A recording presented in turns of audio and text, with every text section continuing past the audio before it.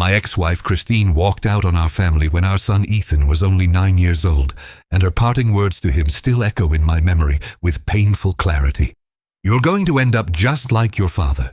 Average, unmotivated, going nowhere in life," she told him during that final terrible argument before she left for good. Ethan stood in the doorway of his bedroom, crying while she packed her suitcase, and I watched helplessly as she destroyed whatever remained of his sense of security and self-worth with casual cruelty that seemed designed to justify her abandonment.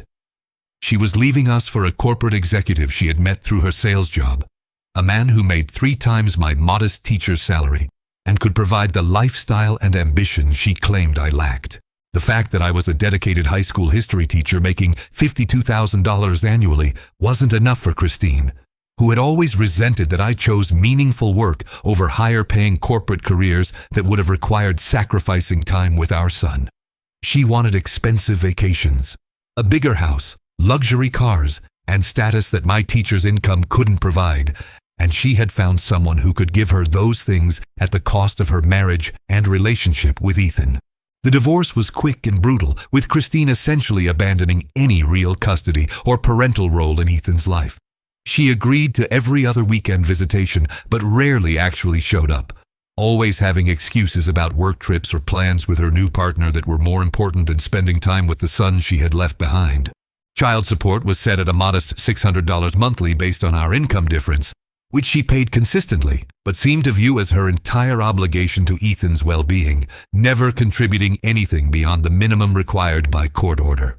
Those first months after she left were devastating for both of us. I was working full-time as a teacher while suddenly being a single parent, managing everything alone, and Ethan was processing the trauma of abandonment and his mother's cruel words about him being worthless like me. He became withdrawn and quiet at school. His grades dropped, and his teachers reported he seemed depressed and disengaged in ways that broke my heart because I felt powerless to fix the damage Christine had done. I tried everything to help Ethan heal and rebuild his confidence. Therapy sessions with a child psychologist, extra attention and quality time together, encouragement about his strengths and potential, anything I could think of to counter the message his mother had delivered that he was destined to be a failure. What I discovered during this painful period was that Ethan had a natural talent for building and creating things, spending hours in our garage taking apart electronics and putting them back together, designing elaborate projects with spare parts and materials he found at thrift stores. He was only 9, but already showing problem-solving abilities and mechanical aptitude that impressed even the adults who saw his creations. I encouraged this passion by buying him basic electronics kits and tools within my limited budget, turning our garage into a workshop where he could experiment and build without judgment or pressure. Those hours we spent together in the garage became our healing time, where Ethan could feel capable and valuable despite what his mother had said about him, where he could see tangible results from his effort and creativity. By the time Ethan was 11, he had progressed from simple electronics projects to actually building functional devices that solved real problems he observed in daily life. He created an automated pet feeder for our elderly neighbor who had trouble bending down to feed her cat, designed a custom alarm system for our house using spare parts that actually worked better than commercial options, and built a solar-powered phone charger that he used at school and sold to classmates for $5 each. I watched him transform from the depressed, withdrawn kid his mother had left behind into a confident young creator who believed he could build solutions to any problem he encountered. The change wasn't instant or easy.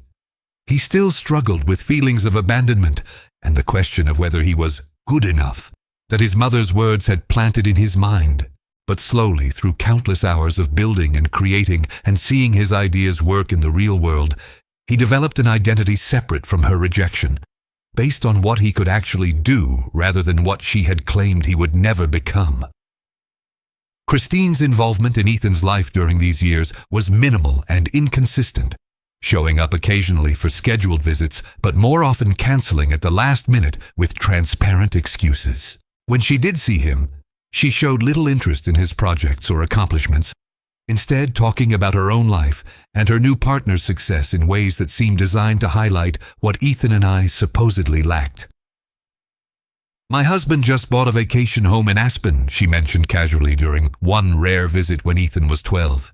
He's very successful, very driven, not content with mediocrity like some people. The implied criticism of both me and Ethan was clear, and I watched my son's face close off as he retreated emotionally from her presence. After she left that day, Ethan asked me a question that gutted me. Dad, am I mediocre like Mom says? Am I going to be nothing? I knelt down to his level and looked him directly in the eyes. Your mother is wrong about you, and wrong about me. You're 12 years old, and you're already building things that impress engineers and solving problems that adults can't figure out.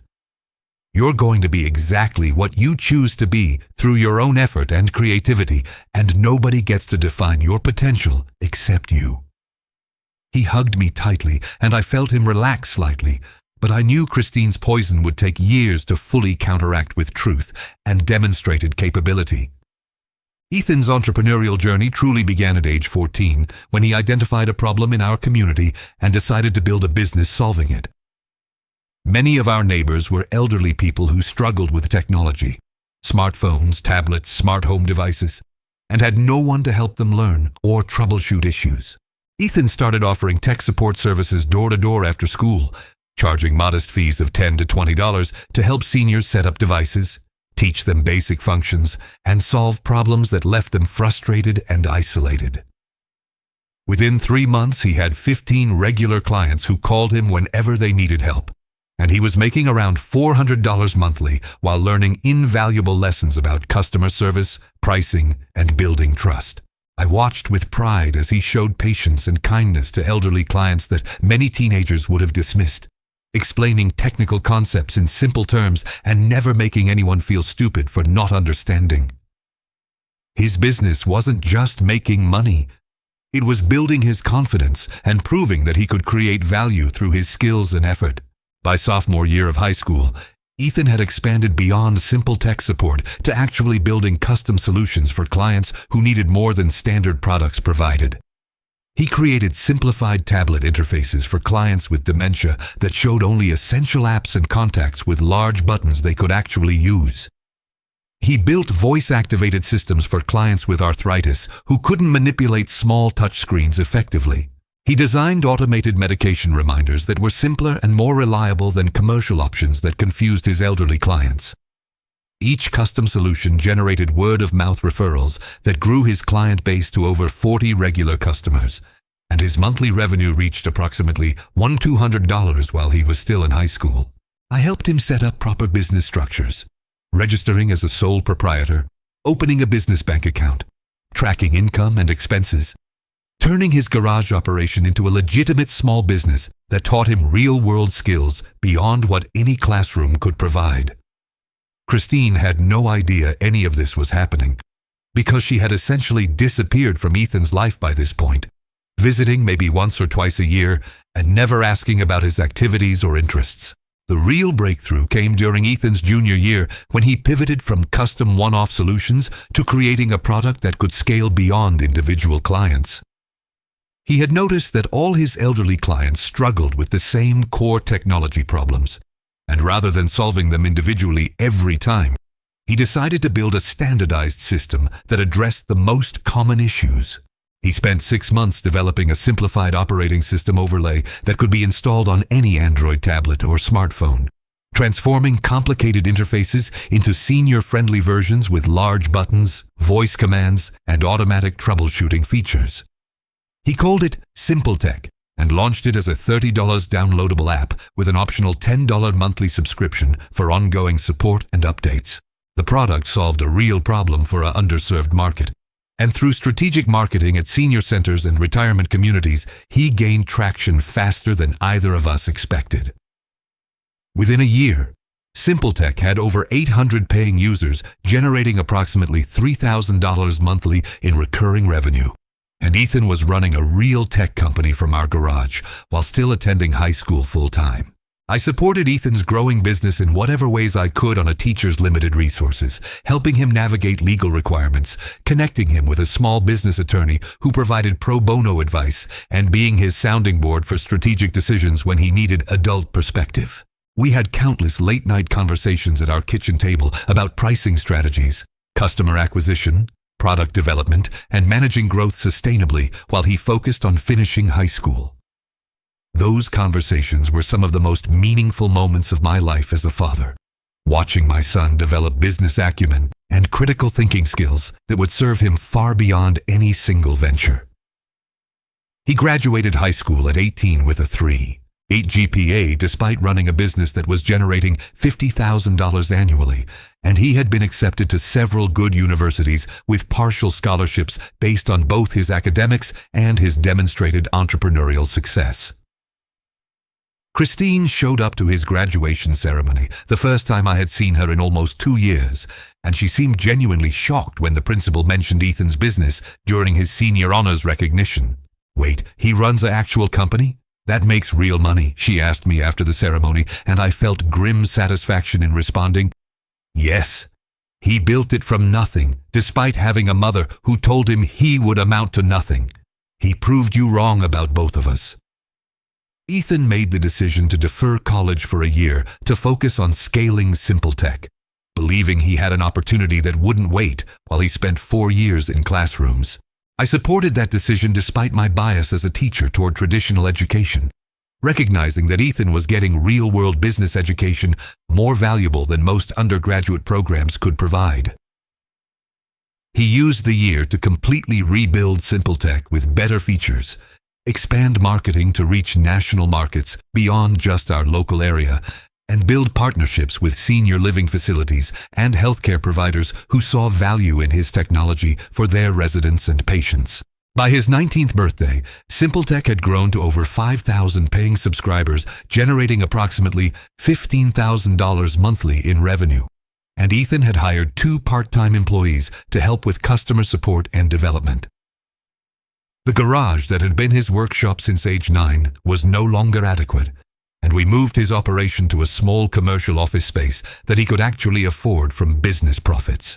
I visited that first real office with tears in my eyes, remembering the depressed 9-year-old who believed his mother's words about being worthless, now seeing the confident 19-year-old entrepreneur who had built something real and valuable through his own talent and relentless effort. The nomination for Young Entrepreneur of the Year came from an unexpected source when Ethan was 20 years old and SimpleTech had grown to serve over 12,000 subscribers across 15 states. A journalist from a national business publication had written a feature story about innovative solutions for aging populations, and SimpleTech was highlighted as a standout example of a young founder solving real problems for underserved markets with technology that actually worked. That article caught the attention of the National Business Innovation Foundation, which ran an annual awards program recognizing entrepreneurs under 25 who had built impactful businesses. They contacted Ethan asking him to submit an application for consideration, and he spent weeks preparing materials that documented SimpleTech's growth, impact, and future potential. I helped him practice his presentation, gave feedback on his business plan submissions, and watched with fatherly pride as he poured himself into making the strongest case possible for why his work mattered beyond just revenue numbers. The selection process took 3 months and included multiple rounds of interviews, business plan reviews, and presentations to panels of judges who evaluated everything from financial performance to social impact to scalability potential. Ethan advanced through each round, competing against hundreds of other young entrepreneurs who had built impressive companies in various industries. The finals brought him to New York City for a live pitch event in front of judges, media, and an audience of business leaders, and I took personal days from teaching to be there supporting him. Watching my 20-year-old son present SimpleTech's mission and impact to a room full of successful adults who took him seriously was surreal and emotional. He spoke with confidence and clarity about seeing elderly people isolated by technology they couldn't use, about building solutions that restored their connection and independence, about proving that business success and social good weren't mutually exclusive. When he finished his presentation, the room erupted in applause, and several judges told him afterward that his combination of technical skill, social mission, and business execution was exactly what the award was meant to recognize. 2 weeks after the finals, Ethan received the call informing him he had won Young Entrepreneur of the Year, and his reaction was a mixture of shock, joy, and disbelief that made me cry watching him process the news. The award came with $50,000 in grant funding, national media coverage, mentorship from established business leaders, and most significantly, recognition that validated years of work that had started in our garage when he was just a kid, so trying to prove his mother wrong. Dad, I actually won. They picked me out of everyone who applied. Simpletech is being recognized nationally for making a difference, he said, his voice breaking with emotion. I hugged him tightly and told him what I had believed since he was 9 years old building his first electronic projects. You were always going to be extraordinary. Your mother's words were never true, and you've proven that through your own effort and character. This award is just external recognition of what I've known about you all along. The ceremony and televised award presentation were scheduled for 3 weeks out, broadcast on a major business news network, and Ethan immediately invited me as his guest of honor, insisting that none of his success would exist without the support and belief I had given him when his mother had abandoned us both. The 3 weeks leading up to the ceremony were a whirlwind of media interviews, photo shoots, and preparation for the televised event that would broadcast Ethan's story nationally. Journalists wanted to know about his background, and Ethan was honest about growing up with a single father who was a teacher, about his mother leaving and telling him he would amount to nothing, about using that rejection as fuel to prove he could build something meaningful. I stayed mostly in the background during this media circus, but reporters occasionally asked me about raising an award-winning entrepreneur on a teacher's salary. I just gave him tools, space to create, and consistent belief in his potential, I told them. Ethan built Simpletech through his own talent and work ethic. I was just fortunate enough to be there, supporting him while he did it. The night before the ceremony, Ethan and I had dinner at a nice restaurant in New York, and he thanked me with words that made me tear up again. Everything I've accomplished is because you believed in me when Mom said I would be nothing. You gave me the space and support to build and create without judgment. This award has your name on it as much as mine, Dad. I told him that watching him succeed was the greatest reward I could ever receive.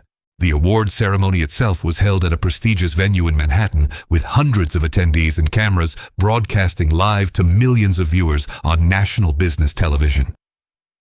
Ethan wore a suit I had helped him pick out, looking professional and mature beyond his 20 years, and I sat in the audience watching the program build toward his award presentation. They showed a video package about Simpletech's impact, featuring testimonials from elderly users whose lives had been transformed by technology they could actually use, by renewed connection with family members through video calls that Ethan's simplified system made possible. When they announced him as Young Entrepreneur of the Year and called him to the stage, I stood and applauded with everyone else, my chest tight with emotion, watching my son receive recognition he had earned through years of determination and innovation. His acceptance speech was perfect, gracious, humble, focused on the users he served and the team that had helped build Simpletech rather than on his individual achievement. And then he said something that made me lose composure completely. I want to thank my dad, who's here tonight, who raised me by himself on a teacher's salary and never once made me feel limited by our circumstances. My mother told me I would be nothing, but my father showed me I could be anything through effort and belief. This award proves he was right and she was wrong. The camera cut to me in the audience, tears streaming down my face, and the applause that followed was thunderous. The days following the televised ceremony brought an overwhelming flood of media attention, social media response, and business opportunities that changed everything for Simpletech and for Ethan personally. His speech acknowledging my support while directly referencing his mother's rejection had resonated with millions of viewers who had their own stories of overcoming doubt and proving wrong the people who had dismissed them. The video clip went viral across multiple platforms, accumulating over 15 million views within a week, and Simpletech's website crashed from the surge of traffic as thousands of people wanted to support the young entrepreneur who had succeeded despite being told he would amount to nothing. New subscriber sign-ups increased by 400% in the first month after the award. Partnerships with major senior care organizations materialized seemingly overnight, and venture capital firms reached out expressing interest in funding SimpleTech's expansion. Ethan handled the sudden attention with remarkable maturity, staying focused on improving the product and serving users rather than getting caught up in the fame or letting success change who he was fundamentally. What we didn't anticipate was Christine's reaction to seeing her son recognized nationally on television as an award-winning entrepreneur after years of having minimal contact with him. She called my phone 2 days after the ceremony, the first time I had heard from her in over a year, and her voice carried a strange mixture of emotions I couldn't quite identify. I saw Ethan on TV receiving that award. I had no idea he had built such a successful company. Why didn't anyone tell me what he was accomplishing? The audacity of her question stunned me into momentary silence. She had chosen to be absent from his life, had cancelled visits and shown no interest in his activities for years, and now she was upset that we hadn't kept her informed of successes she had never bothered to ask about. Christine, you've barely been part of Ethan's life since you left when he was 9. You told him he would be nothing like me, then disappeared except for occasional guilt visits. He built SimpleTech without you, and frankly, he succeeded in spite of your abandonment and cruel words, not because of anything you contributed. My anger surprised me with its intensity after so many years, but hearing her act entitled to information about a son she had rejected triggered protective rage I had suppressed for over a decade. She became defensive immediately, her tone shifting from surprise to accusatory in a way that was depressingly familiar from our marriage. That's not fair, James. I've been paying child support all these years. I didn't completely abandon him. And what I said when I left was just said in anger during a difficult time. You can't hold that against me forever. He's my son too, and I have a right to be part of his success and be proud of what he's accomplished. The rewriting of history was breathtaking. Reducing years of abandonment to paying child support and dismissing devastating words to a 9-year-old as just momentary anger. You have a legal obligation that you met by paying $600 monthly, but that's not the same as being a parent, I responded coldly. And your words to Ethan weren't just said in anger. They shaped his entire childhood, making him feel he had to prove his worth because his own mother said he was destined to fail. He built SimpleTech to prove you wrong, Christine, not to make you proud. You don't get to claim pride in accomplishments that happened because he overcame your rejection. She was crying now, which once might have moved me to sympathy, but now just felt like manipulation. I want to see him. I want to talk to my son and congratulate him properly. Please, James, don't keep me from him. I told Christine I wouldn't keep her from Ethan, but I also wouldn't encourage contact that would serve her emotional needs rather than his actual well-being, and that any reunion would be Ethan's choice completely without pressure from me either direction. I called Ethan after hanging up with Christine and told him about her call, her request to see him, and her claims about wanting to be part of his success now that it was public and impressive. His silence on the other end of the line stretched long enough that I asked if he was still there. Yeah, I'm here. I'm just processing. She wants to see me now that I'm successful and on TV, but she didn't want to see me all those years when I was just a kid building things in a garage. That tells me everything about why she's calling, doesn't it? His insight and emotional clarity impressed me, even as my heart ached for the adult having to process childhood abandonment all over again. It's entirely your choice whether you want to see her or not. I'll support whatever you decide.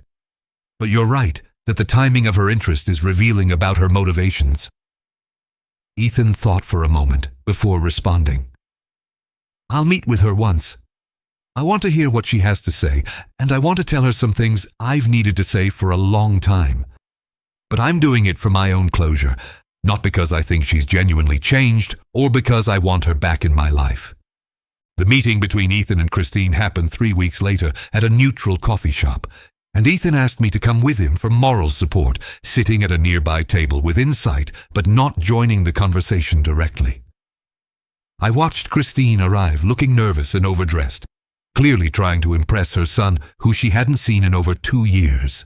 She hugged him when she arrived and he accepted it stiffly, His body language closed and guarded in ways that made his discomfort obvious, even from where I sat across the room. They talked for about 40 minutes, and while I couldn't hear the specific words, I could read the emotional arc in their expressions and gestures. Christine seemed to be doing most of the talking initially, probably explaining or justifying her absence, while Ethan listened with an increasingly impassive expression.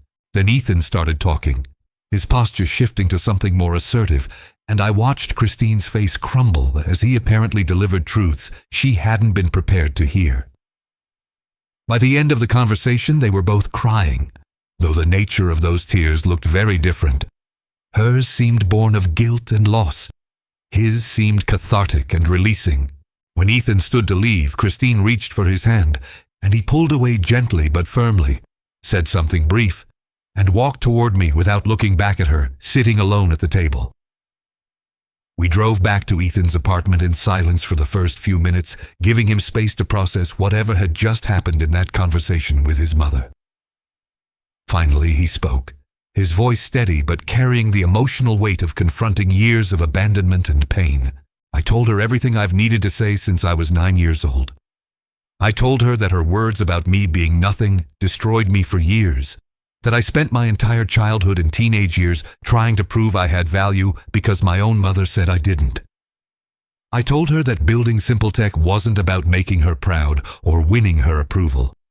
It was about proving to myself that her assessment of me was wrong and that I could create something meaningful despite what she believed. He paused, looking out the window at passing traffic. She apologized and cried and said she regretted everything, but it felt empty because she's only sorry now that I'm successful and publicly recognized. Where was that regret when I was 12 and winning my first invention competition? Where was her pride when I was 16 and landing my first real clients? She wasn't interested in me then because I was just a kid with potential, not an award-winning entrepreneur she could brag about to her friends. I asked Ethan how it felt to finally tell her those truths, and his response was both sad and liberating. It felt good to say it all out loud, to make sure she understands the damage her words and absence caused, but it also confirmed that I don't need her in my life going forward. I spent years wanting her approval and acceptance, building things partly to prove she was wrong about me. But today I realized I don't care anymore what she thinks or whether she's proud. I built SimpleTech because I wanted to solve problems and help people, and that purpose has nothing to do with her or her opinion of me. She asked if we could rebuild our relationship now that she understands what she missed, but I told her no. I said she had 17 years to be my mother and chose not to be present for most of them. And I'm not interested in a relationship now just because my success makes me someone she wants to be associated with. His clarity and strength in setting that boundary made me incredibly proud, seeing the emotionally healthy adult he had become, despite the childhood wounds his mother had inflicted.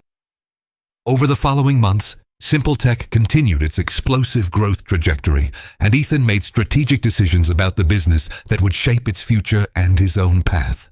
He accepted a significant venture capital investment that valued the company at $8 million, giving him resources to hire a full team, expand product development, and scale operations nationally. He brought on experienced executives to handle areas outside his expertise, transitioning from doing everything himself to being CEO of an actual company with 25 employees and real operational complexity.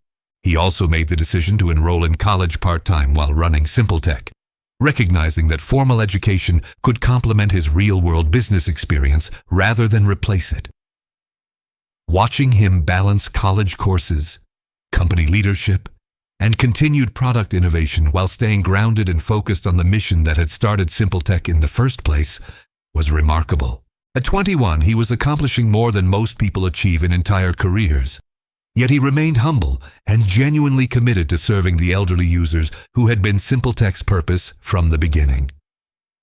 Christine made several more attempts to reconnect with Ethan over that year, sending messages through social media and email expressing regret and asking for chances to rebuild their relationship. Ethan responded once with a clear but kind message. "I appreciate that you feel regret about the past, but I'm not interested in building a relationship now.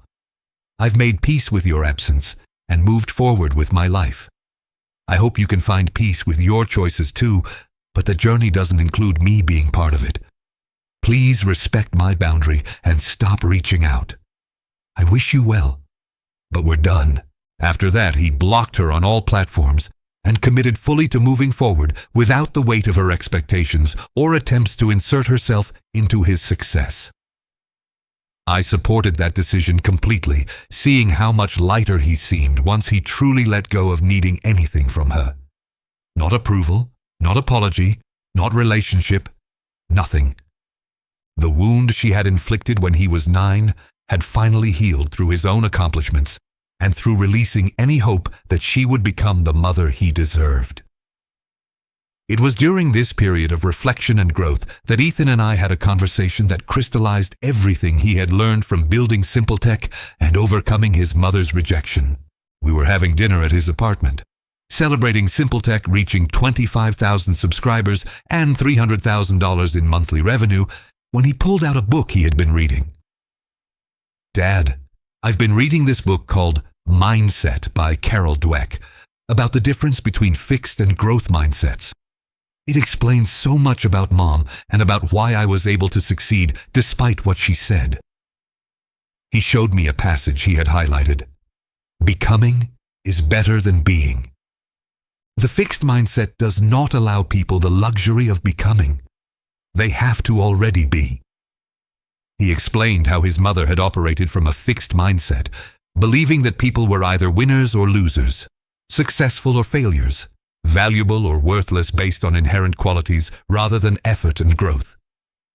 She looked at you as a teacher and saw someone fixed in a mediocre position, and she looked at 9-year-old me and decided I was fixed as a future failure. But you taught me growth mindset without even realizing it. You showed me that I could become anything through learning and effort, that my potential wasn't fixed by current circumstances or other people's assessments. That mindset difference is why I built Simple Tech, and why she's still unhappy despite having the wealthy husband and lifestyle she thought would make her complete. The wisdom in that observation struck me deeply, recognizing that Ethan had articulated something I had felt but never fully understood about the fundamental difference between how Christine viewed the world versus how I had raised our son. She had always believed in fixed categories: successful people and failures, winners and losers, valuable individuals and mediocre ones.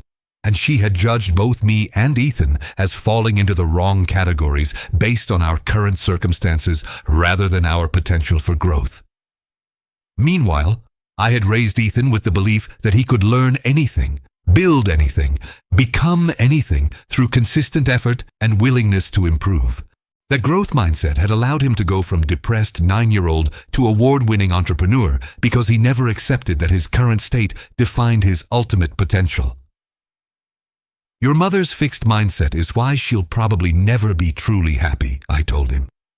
"She's always measuring herself and everyone else against some external standard of success rather than focusing on growth and becoming. You've already surpassed her in the ways that actually matter. Not because you make more money or won an award, but because you understand that life is about continuous growth and contribution, rather than achieving some fixed status that proves your worth." Simple Tech's continued success over the next 2 years exceeded even Ethan's ambitious projections, growing to serve over 75,000 subscribers across all 50 states and expanding internationally to Canada and the United Kingdom. The company's mission evolved beyond just simplified technology interfaces to building comprehensive solutions for aging populations. Medication management systems, fall detection devices, social connection platforms designed specifically for elderly users who felt isolated. Revenue reached approximately $2.1 million monthly, and the company employed 60 people who shared Ethan's commitment to serving seniors with dignity and genuine care. At 23, Ethan received acquisition offers from major tech companies that valued Simple Tech at over $40 million. Seeing the company's market position and user base as valuable assets they wanted to integrate into their own product ecosystems, Ethan seriously considered these offers, recognizing that an exit would provide financial security beyond anything either of us had imagined possible when he was building electronics in our garage, but ultimately decided to maintain independence and continue building SimpleTech according to his own vision rather than becoming part of a larger corporate structure that might compromise the mission. I watched my son navigate these high-stakes business decisions with remarkable maturity, seeking advice from mentors and experienced entrepreneurs, while ultimately trusting his own judgment about what aligned with his values and long-term goals. The teacher's salary I had earned while raising him suddenly seemed almost quaint compared to the business empire he was building, but I never felt inadequate or diminished by his success because I understood my role in making it possible. I had provided stability, support, belief, and space for him to develop his talents when his mother had provided only rejection and absence. His success was built on the foundation I had laid through consistent presence and unconditional support, and that contribution was more valuable than any amount of money I could have earned through a different career. Ethan never forgot that either, regularly crediting me publicly and privately for his success, involving me in major life decisions, and treating me as the essential partner in his journey rather than just the parent who had done his duty and stepped aside. Our relationship deepened rather than being strained by his success, and I remained his most trusted advisor and closest confidant as he navigated the complexities of running a growing company and managing wealth and opportunities that came with it. Christine's life during these years apparently followed a different trajectory, one I learned about only through occasional mutual acquaintances and public records that revealed the consequences of her choices. Her marriage to the wealthy executive had ended in divorce after 5 years, apparently because he had started an affair with someone younger, giving Christine a taste of the abandonment she had inflicted on Ethan and me. She had struggled professionally after that divorce, bouncing between sales jobs without the stability or success she had once enjoyed, and from what I heard, she carried significant regret about losing connection with Ethan during his formative years and missing the opportunity to be part of his journey to success. Several people told me she spoke about Ethan publicly as my son, the entrepreneur, despite having no actual relationship with him, apparently trying to claim reflected glory from accomplishments she had actively undermined through her rejection and absence. Ethan heard about this secondhand and just shook his head sadly, commenting that she still didn't understand that real connection couldn't be claimed through biological relationship alone, but had to be built through consistent presence and genuine care over time. He felt no anger toward her anymore, just indifference and a kind of pity for someone who had sacrificed meaningful relationships for superficial markers of success and was now alone without either. The final chapter of this story came when Ethan turned 25, and SimpleTech had grown to a company valued at over $60 million with expansion plans that would take it to new markets and product categories. He had recently gotten engaged to a woman named Sarah who worked as a social worker and shared his commitment to serving vulnerable populations with dignity and respect. The wedding was planned for the following summer, and Ethan faced the question of whether to invite Christine, the mother who had been absent from his life for 16 years, but who was still technically his biological parent. We discussed it over dinner one evening, and I told him it was entirely his choice without judgment from me either way. I think I'll send her an invitation, but without any expectation that she'll come, or that having her there would mean anything significant, he finally decided. I'm not doing it because I've forgiven her, or because I want her in my life. I'm doing it because it closes that door completely and lets me move forward, knowing I extended the gesture even though she didn't earn it. Whatever she does with that invitation is her choice, and I'm genuinely okay with any outcome. His peace with the situation showed how completely he had healed from the wounds she had inflicted, no longer needing her approval or presence, but also no longer carrying anger or hurt that would give her continued power over his emotions. Looking back on the entire journey from that devastating day when Christine told 9-year-old Ethan he would be nothing, to watching him build a multi-million-dollar company that served hundreds of thousands of people while maintaining his humility and mission focus, I felt overwhelming gratitude for every difficult moment that had shaped both of us. The growth mindset that book described had been Ethan's superpower, allowing him to see challenges as opportunities to learn and grow rather than as evidence of fixed limitations, transforming his mother's cruel prediction into fuel for proving that becoming was indeed better than being. He had become an award-winning entrepreneur, a leader who genuinely cared about the people his company served, and most importantly, a good man who treated others with kindness and dignity regardless of their status or success. Christine had been wrong about both of us. I wasn't mediocre for choosing meaningful work over maximum income, and Ethan wasn't destined for failure because his mother couldn't see his potential. We had both succeeded in the ways that actually mattered, building lives of purpose and contribution while she remained trapped in a fixed mindset that measured worth through external markers that ultimately left her empty and alone. The teacher's salary I earned raising him had generated returns more valuable than any corporate career could have provided, and watching my son receive recognition on national television for building something that genuinely helped people while crediting me as his foundation was worth infinitely more than anything money could buy. Christine could see him on TV and claim pride if she wanted, but she would never truly know the man he had become, or understand that his success was built on values she had rejected when she walked out on our family. That was her loss, not ours, and Ethan and I had built something together that her absence had only made stronger and more meaningful. He had proven that becoming extraordinary was possible for anyone with growth mindset and support from people who believed in them, and I had proven that being a present, loving parent was more valuable than any amount of money or status. Together, we had won in every way that actually mattered.